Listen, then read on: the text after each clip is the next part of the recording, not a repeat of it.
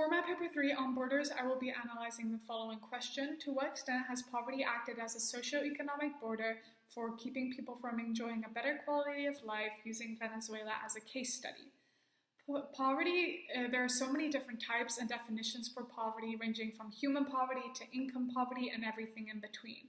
I will be looking at absolute poverty, which according to Andrew Haywood is the standard of poverty that is based on an income level or access to resources, especially food, clothing, and shelter, which are insufficient to keep the body and soul together.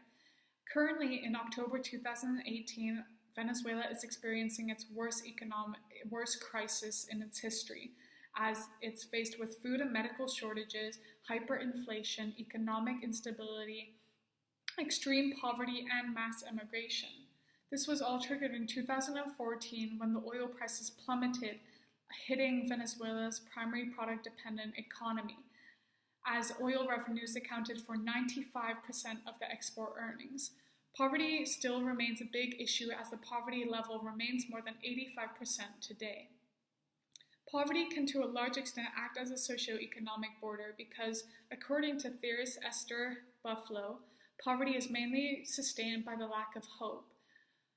A lack of hope has been seen in civilians as, according to a Human Rights Watch 2018 report, Maduro's administration denied the extent of the need of help and has blocked any effort of the opposition-led National Assembly to seek international assistance, meaning that the government isn't even reaching out to the international community to help them, leaving civilians hopeless.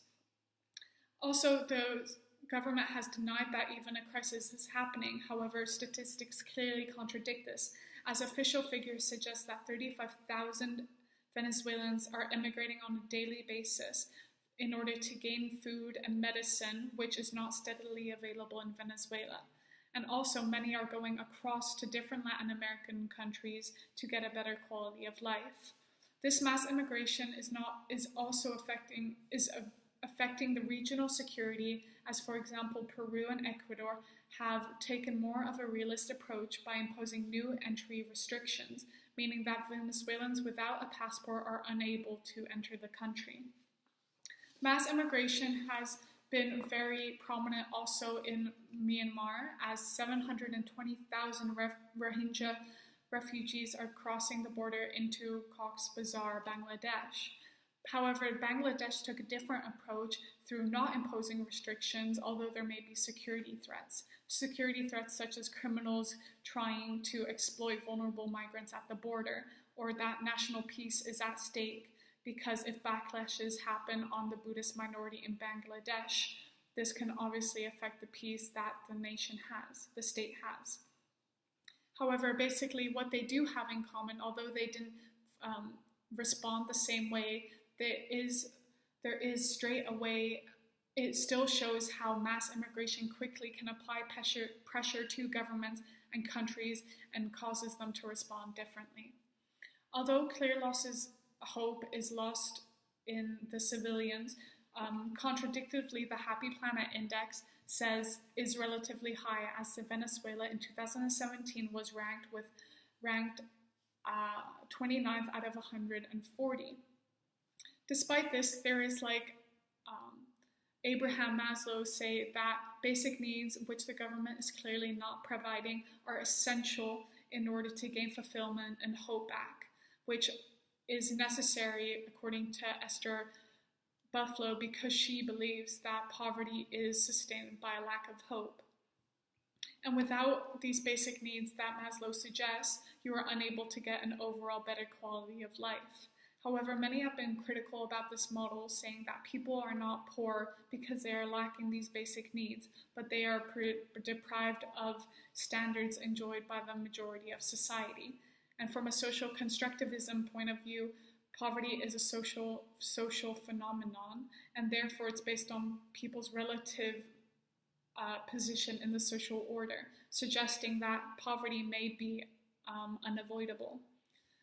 Many have also claimed that poverty is not a strong socioeconomic border because it is not poverty itself that acts as a border, but it's the countries with bad institutions who are implementing these policies, which causes poverty to be a socioeconomic border. This is believed by theorists such as Abhijit Banjiri. And this can be backed up according to the Council of Foreign Relations as through the government's strict price controls, which were meant to keep basic goods affordable for the poor. It is partially to blame for the economic crisis Venezuela is currently in. Also, this can be a form of structural violence according to theorist Johan Galtung, because nationalization prevented individuals from reaching their full potential.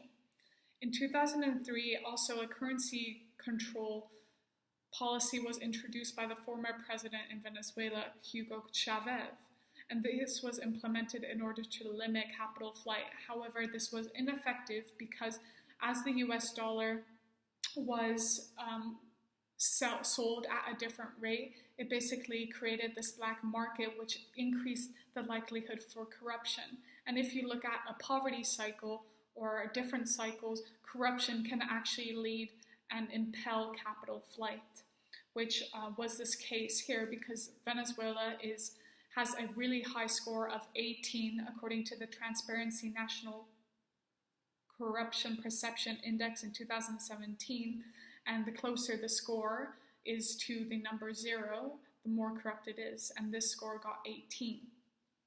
And therefore, the higher the corruption, the more capital flight that is likely to occur. And what this effect has in this cycle is that less money is going to get invested in developmental projects which are actually needed to break this poverty cycle. However, the government has shown to take a more realist perspective in implementing policies because poverty is not high on their list. And often they feel that poverty is in-class oriented, meaning that people are in poverty because they were born in it, and it's their responsibility to get out of this issue. So therefore, these policies that Venezuela is implementing is actually strengthening one of these theories from Stephen Lucas called the 3 phases of power theory, which suggests that the government has the ability to control people through decision-making power.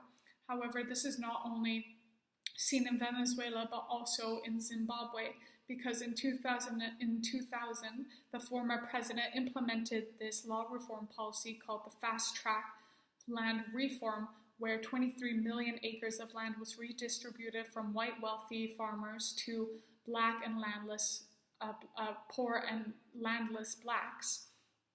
However, critics say that this land was actually unfairly distributed to the president's allies and supporters who were not farmers, and because of this decision that he made, it caused Zimbabwe's total agricultural output to drop 60% between 2001 and 2002, according to Oxfam. And also this contributed to Zimbabwe's hyperinflation in 2008. And according to the World Bank, the poverty rate between 2000 and 2008, which was during the time that this decision was implemented and policy, this increased the poverty rates to more than 72%, showing how countries' bad policies allow poverty to act as a socioeconomic border. And although poverty may seem weak to some as a socioeconomic border, it is definitely not, because poverty affects so many different factors in the poverty cycle, such as poor health, lack of technology, violence, and hinders economic and growth and development. And the Council of Foreign Relations say that poverty and a lack of opportunity worsened Venezuela's criminal rate, as the homicide was the highest ever in 2016, with 98.1 homicides per 100,000 residents. And poverty has this multiplier effect. And according to Jeffrey Sachs, in order to break this poverty, aid can actually help this, and aid can help this. However, Maduro's regime continues to reject international assistance and aid, according to the US Department of State, resulting in that they are unable to break this poverty trap, according to theorist Jeffrey Sachs. And Maduro doesn't want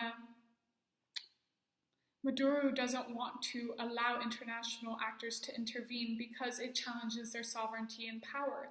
And he should be worried because countries, according to the crisis group, countries such as France, Germany, the UK, Canada, Japan, and the US have backed up a joint initiative which is trying to locate and seize supporting people who are feeding this corruption in the government in order to break this poverty trap and reduce the government's power. So effectively, poverty to a large extent can be concluded. It's to a large extent a socio-economic border, and as long as Maduro will continue to be president, which is for another 6 years, he will keep his policies in place and he will reject international assistance and aid and therefore effectively keep people in socio-economic class stasis and hinder Venezuela's road to development.